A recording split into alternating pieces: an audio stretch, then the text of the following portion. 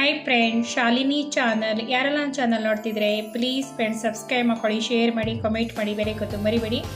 ಬನ್ನಿ ಫ್ರೆಂಡ್ಸ್, ಪಾಲಕ್ ಪರಾಟ ಯಾವ ಥರ ಮಾಡೋದು ತೋರಿಸ್ಕೊಡ್ತೀನಿ. ತುಂಬ ಸುಲಭವಾಗಿ ಈಸಿಯಾಗಿ ಮಾಡ್ಕೋಬೋದು, ಅಥವಾ ಮಕ್ಕಳಿಗೆ ಟಿಫಿನಿಗೆ ಅಥವಾ ಸ್ನ್ಯಾಕ್ಸ್ ಥರ ಮಕ್ಕಳಿಗೆ ಮಾಡ್ಕೊಡ್ಬೋದು.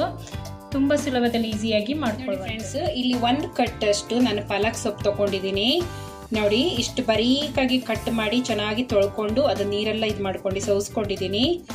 ಮತ್ತೆ 1 ಬೌಲ್ ಅಷ್ಟು ನಾನು ಗೋಧಿ ಹಿಟ್ಟು ತಗೊಂಡಿದ್ದೀನಿ. ಇದಕ್ಕೆ ಫಸ್ಟಿಗೆ ನಾನಿಲ್ಲಿ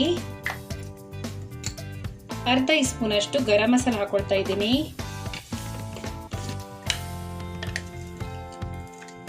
ಅರ್ಧ ಸ್ಪೂನ್ ಅಷ್ಟು ಜೀರಾ ಪೌಡರ್ ಹಾಕೊಳ್ತಾ ಇದ್ದೀನಿ.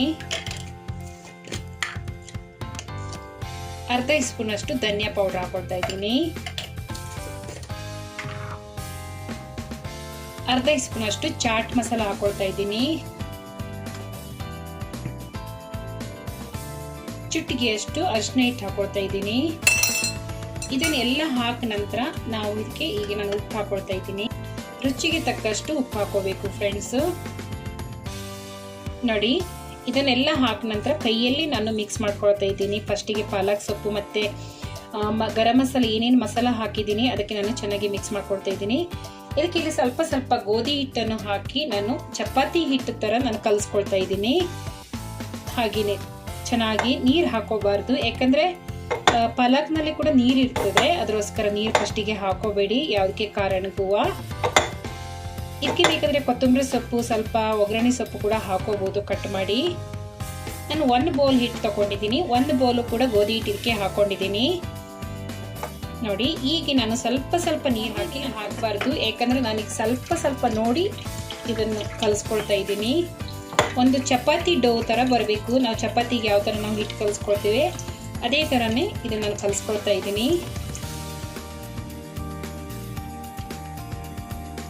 ನೋಡಿ, ಸ್ವಲ್ಪ ಗಟ್ಟಿನೇ ಇರಲಿ, ಒಂದೇ ಸಲ ನೀರು ಹಾಕೊಂಡು ಕಲಿಸ್ಲಿಕ್ಕೆ ಹೋಗಬೇಡಿ. ಅಥವಾ ನೀರು ಜಾಸ್ತಿ ಆಗಿದ್ರೆ ಇನ್ನೂ ಸ್ವಲ್ಪ ನೀವು ಗೋಧಿ ಹಿಟ್ಟನ್ನು ಹಾಕೋಬಹುದು. ಈಗ ನಾನು ಒಂದು ಚಪಾತಿ ಹಿಟ್ಟಿನ ತರ ಮಾಡ್ಕೊಂಡಿದ್ದೀನಿ. ಈಗ ಇದಕ್ಕೆ ಸೈಡಿಗೆ ಇಟ್ಕೊಳ್ತೀನಿ. 10 ನಿಮಿಷ ರೆಸ್ಟ್ ಮಾಡ್ಲಿಕ್ಕೆ ಬಿಡಬೇಕು. ಅದಕ್ಕಿಂತ ಮೊದಲು ನಾನು ಯಾವ ತರ ಚಟ್ನಿ ಮಾಡೋದು ಅಂತ ತೋರಿಸ್ಬಿಡ್ತೀನಿ. ಈಗ ನಾನು ಚಟ್ನಿ ಮಾಡ್ತಾ ಇದ್ದೀನಿ. 2 ದಪ್ಪ ಆನಿಯನ್ಸ್ ತಗೊಂಡಿದ್ದೀನಿ, ಸ್ವಲ್ಪ ದೊಡ್ಡ ಆನಿಯನ್ಸು. 3 ರಿಂದ 5 ಬೆಳ್ಳುಳ್ಳಿ ತಗೊಂಡಿದ್ದೀನಿ. ಸ್ವಲ್ಪ ಶುಂಠಿ ತಗೊಂಡಿದ್ದೀನಿ. 2 ಟೊಮೆಟೊ, 2 ಈರುಳ್ಳಿ ತಗೊಂಡಿದ್ದೀನಿ. ಇದು ಯಾವ ತರ ಮಾಡೋದು ಫಸ್ಟ್ ಚಟ್ನಿ ಅಂತ ಫ್ರೈನ್ ಪ್ಯಾನ್ ಕಾಯ್ಲಿಕ್ಕೆ ಇಟ್ಕೊಂಡಿದ್ದೀನಿ. ಈಗ ಇಲ್ಲಿ ನಾನು 1 ಸ್ಪೂನ್ ಅಷ್ಟು ಎಣ್ಣೆ ಹಾಕೊಳ್ತೀನಿ, ಜಾಸ್ತಿ ಅಲ್ಲ, ಒಂದೇ 1 ಸ್ಪೂನ್ ಅಷ್ಟು. ನೋಡಿ, ಎಣ್ಣೆ ಹಾಕೊಂಡಿದ್ದೀನಿ. ಈಗ ನಾನು ಇಲ್ಲಿ ಆನಿಯನ್ಸ್ ಅನ್ನು ಹಾಕೊಳ್ತಾ ಇದ್ದೀನಿ, ಈರುಳ್ಳಿ 2 ಕಟ್ ಮಾಡಿದ್ದು.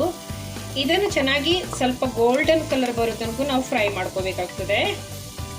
ಚೆನ್ನಾಗಿ ಗೋಲ್ಡನ್ ಕಲರ್ ಬರಬೇಕು, ಅಷ್ಟು ತನಕ ನಾವು ಫ್ರೈ ಮಾಡ್ಕೋಬೇಕು. ಇಷ್ಟು ಗೋಲ್ಡನ್ ಕಲರ್ ಬಂದಿದೆ, ಇಷ್ಟು ಕಲರ್ ಬಂದಿದ್ರೆ ಸಾಕು. ಈಗ 2 ಟೊಮೆಟೊ ಕಟ್ ಮಾಡ್ಕೊಂಡಿದ್ದೀನಿ, ಅದನ್ನು ಕೂಡ ನಾನು ಹಾಕ್ಕೊಳ್ತೀನಿ. ಇದು ಚೆನ್ನಾಗಿ ನೀರೆಲ್ಲ ಹೋಗಬೇಕು ಇದು ತುಂಬ. ಈಗ ಇಲ್ಲಿ 5 ಒಣಮೆಣಸಿನ್ಕಾಯಿ ತಗೊಂಡಿದ್ದೀನಿ. ಖಾರ ಕಡಿಮೆ ಉಂಟು, ಖಾರ ಇದ್ರೆ 2 ಹಾಕೊಳ್ಳಿ. ಮತ್ತೆ ಬೆಳ್ಳುಳ್ಳಿ ಮತ್ತೆ ಶುಂಠಿ ಕೂಡ ಇದಕ್ಕೆ ಹಾಕೊಳ್ತಾ ಇದ್ದೀನಿ. ಇದನ್ನು ಕೂಡ ಹಾಕೊಂಡು ಚೆನ್ನಾಗಿ ಫ್ರೈ ಮಾಡ್ಕೋಬೇಕು.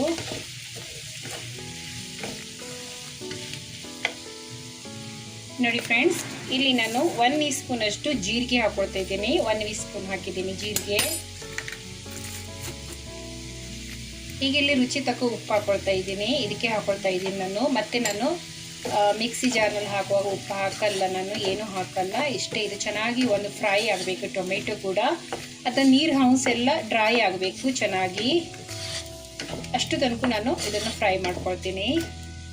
ನೋಡಿ ಫ್ರೆಂಡ್ಸ್, ಇಷ್ಟು ಡ್ರೈ ಆಗಿದೆ. ಇಷ್ಟಾಗಿದ್ರೆ ಸಾಕು. ನಾನು ಗ್ಯಾಸ್ ಆಫ್ ಮಾಡಿ ಇದು ತಣ್ಣಗಾದ ನಂತರ ಮಿಕ್ಸಿ ಜಾರೆ ಹಾಕೊಂಡು ಗಂಧಗಾಗಿ ರುಬ್ಕೋಬೇಕು. ಏನೂ ಹಾಕ್ಲಿಕ್ಕಿಲ್ಲ, ಉಪ್ಪು ಗಿಪ್ಪು ಏನೂ ಹಾಕ್ಲಿಕ್ಕಿಲ್ಲ, ಎಲ್ಲ ಹಾಕಾಗಿದೆ.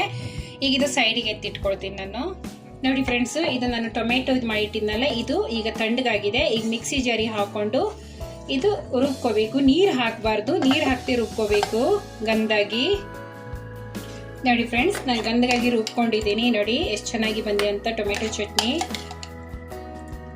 ಇದನ್ನು ನಾವು ಖಾಲಿ ಪರಾಟಕ್ಕಷ್ಟೇ ತಿನ್ನಬಾರ್ದು, ನೀರು ದೋಸೆಗೆ ಅಥವಾ ದೋಸೆಗೆ ಯಾಕೆ ಕೂಡ ಯೂಸ್ ಮಾಡಬಹುದು. ಅಷ್ಟು ಚೆನ್ನಾಗಿ ಬಂದಿದೆ. ಇದು 1-2 ದಿನವರೆಗೆ ಇಟ್ಕೊಂಡ್ರು ಹಾಳಾಗಲ್ಲ. ಗಂಜಿ ಒಟ್ಟಿಗೆ, ಅನ್ನದೊಟ್ಟಿಗೆ, ವೈಟ್ ರೈಸ್ ಒಟ್ಟಿಗೆ ನಾವು ತಿನ್ಬೋದು. ಇದು ಎಂಜಾಯ್ ಮಾಡ್ಬೋದು. ನೋಡಿ, ಇದನ್ನೀಗ ನಾನು ಸೈಡಿಗೆ ಒಂದು ಲಾಡು ಥರ ಮಾಡ್ಕೊಂಡಿದ್ದೀನಿ ನಾನಿಲ್ಲಿ ಸ್ವಲ್ಪ ಸ್ವಲ್ಪ. ಈಗ ಇದನ್ನು ಚಪಾತಿ ನಾವು ಯಾವ ಥರ ಲಟ್ಸ್ಕೊಳ್ತೀವಿ ಅದೇ ಥರ ನಾವು ಲಟ್ಸ್ಕೋಬೇಕಾಗ್ತದೆ. ಇದಕ್ಕೆ ನಾವು ತುಪ್ಪ ಹಾಕಿ ನಾನು ಹೋಲ್ಡಿಂಗ್ ಕೊಡ್ತಾ ಇದ್ದೀನಿ, ಏಕೆಂದರೆ ಚೆನ್ನಾಗಿ ಟೇಸ್ಟ್ ಕೊಡ್ತದಂತ ಪರೋಟಕ್ಕೆ. ಇಲ್ಲಿ ತುಪ್ಪ ಹಾಕಿದ್ದೀನಿ ನಾನು, ಸ್ವಲ್ಪ ತುಪ್ಪವನ್ನು ಹಾಕ್ಕೊಂಡು ಒರೆಸ್ಕೊಳ್ತೀನಿ ಚೆನ್ನಾಗಿ. ನೀವು ಬೇಕಾದರೆ ಹಾಕೋಬಹುದು, ಬೇಡದ್ರೆ ಸ್ಕಿಪ್ ಮಾಡ್ಬೋದು, ಹಾಗೇನಿಲ್ಲ. ಹಾಕೋದ್ರಿಂದ ಒಳ್ಳೆ ಟೇಸ್ಟ್ ಕೂಡ ಕೊಡ್ತದೆ, ಅದಕ್ಕೋಸ್ಕರ ನಾನು ಹಾಕ್ತಾ ಇದ್ದೀನಿ. ನಿಮಗೆ ಯಾವ ಶೇಪ್ ಬೇಕಾದ್ರೆ ಆ ಶೇಪ್ ನೀವು ಮಾಡ್ಕೋಬಹುದು, ಹಾಗೇನಿಲ್ಲ.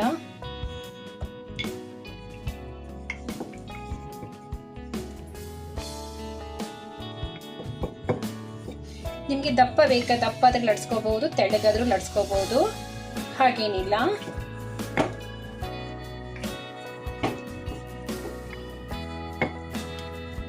ನಿಮಗೆ ರೌಂಡ್ ಶೇಪ್ ಬೇಕಾದ್ರೆ ರೌಂಡ್ ಕೊಟ್ಕೊಳ್ಳಿ, ಅಥವಾ ಯಾವ ತರ ಎಷ್ಟು ತೆಳ್ಳಗೆ ಇರಲಿ, ಸ್ವಲ್ಪ ತೆಳ್ಳಗೆ ಇರಲಿ, ಜಾಸ್ತಿ ಅಲ್ಲ, ಜಾಸ್ತಿ ದಪ್ಪ ಕೂಡ ಇಟ್ಕೋಬೇಡಿ.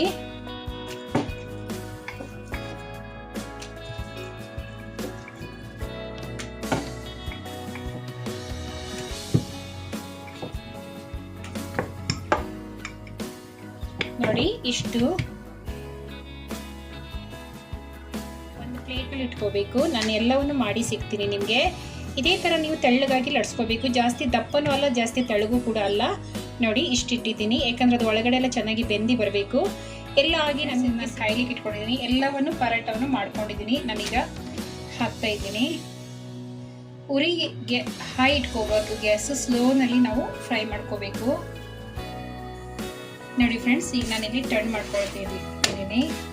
ಇದು ಗೋಲ್ಡನ್ ಕಲರ್ ಬರೋ ತನಕ ನಾವು ಫ್ರೈ ಮಾಡ್ಕೋಬೇಕು. ಸ್ವಲ್ಪ ತುಪ್ಪ ಹಾಕೊಂಡು ಫ್ರೈ ಮಾಡ್ಕೋಬೇಕು. ನೋಡಿ ಚೆನ್ನಾಗಿ ತುಪ್ಪ ಎಷ್ಟು ನಿಮಗೆ ಯಾವ ಥರ ಬೇಕಾದ್ರೆ ಆ ಥರ ಹಾಕೋಬೋದು. ಜಾಸ್ತಿ ಬೇಕಾದ್ರೆ ಜಾಸ್ತಿ ಹಾಕೋಬೋದು, ಕಡಿಮೆ ಬೇಕಾದ್ರೆ ಕಡಿಮೆ ಹಾಕೋಬೋದು ತುಪ್ಪ. ಇದು ತುಂಬ ಪ್ರೋಟೀನ್ ಉಂಟು ಫ್ರೆಂಡ್ಸ್. ಇದು ಮಕ್ಕಳಿಗೆ ಕೂಡ ಮಾಡಿಕೊಡ್ಬೋದು ಪಾಲಕ್ ಪರೋಟ. ಇದು ತುಂಬ ಟಿಫಿನಿಗೆ ಅಥವಾ ಮಕ್ಕಳಿಗೆ ಮಧ್ಯಾಹ್ನ ಹೊತ್ತಿಗೆ ಅಥವಾ ಬೆಳಿಗ್ಗೆ ನಾಷ್ಟ ಕೂಡ ಮಾಡ್ಕೋಬೋದು. ಅಷ್ಟೇ ಪ್ರೋಟೀನ್ ಉಂಟು ಇದರಲ್ಲಿ. ಈ ಥರ ಮಕ್ಕಳಿಗೆ ಮಾಡಿಕೊಟ್ಟಿದ್ರೆ ಮಕ್ಕಳು ಇಷ್ಟಪಟ್ಟೆ ತಿಂತಾರೆ. ಯಾಕಂದರೆ ನಾವು ಪಾಲಕ್ನಲ್ಲಿ ದಾಲ್ ಪಾಲಕ್ ಮಾಡಿದ್ರೆ ಅಷ್ಟು ಇಷ್ಟಪಡಲ್ಲ. ಈ ಥರ ಮಾಡಿ ಒಂದ್ಸಲ ನೋಡಿ, ತುಂಬ ಟೇಸ್ಟು ಕೂಡ ಕೊಡ್ತದೆ. ಇದು ಗೋಲ್ಡನ್ ಕಲರ್ ಬರೋ ತನಕ ಫ್ರೈ ನೋಡಿ ಫ್ರೆಂಡ್ಸ್. ಈ ಥರ ಗೋಲ್ಡನ್ ಕಲರ್ ಬಂದಿದೆ, ಇಷ್ಟು ತನಕ ನಾನು ಫ್ರೈ ಮಾಡ್ಕೊಂಡಿದ್ದೀನಿ. ಇಷ್ಟಾಗಿದ್ರೆ ಸಾಕು. ನನಗೆ ಎತ್ತಿಟ್ಕೊಳ್ತೀನಿ ಒಂದು ಪ್ಲೇಟ್ನಲ್ಲಿ. ಮತ್ತೆ ಪುನಃ ಎಲ್ಲವನ್ನೂ ಇದೇ ಥರ ಮಾಡಿ ನಾನು ಫ್ರೈ ಮಾಡಿ ಸಿಗ್ತೀನಿ friends. Hi friends, Shalini channel. ಯಾರೆಲ್ಲ ನನ್ನ ಚಾನಲ್ ನೋಡ್ತಿದ್ರೆ ಪ್ಲೀಸ್ ಫ್ರೆಂಡ್ಸ್ ಸಬ್ಸ್ಕ್ರೈಬ್ ಮಾಡ್ಕೊಳ್ಳಿ, ಶೇರ್ ಮಾಡಿ, ಕಮೆಂಟ್ ಮಾಡಿ, ಬೆಲೆಕೊತ್ತು ಮರಿಬೇಡಿ. ಬನ್ನಿ ಫ್ರೆಂಡ್ಸ್, ಯಾವ ಥರ ಪಾಲಕ್ ಮತ್ತು ಪಾಲಕ್ ಪರೋಟ ಯಾವ ಥರ ಮಾಡೋದು ಅಂತ ತೋರಿಸ್ಕೊಡ್ತೀನಿ.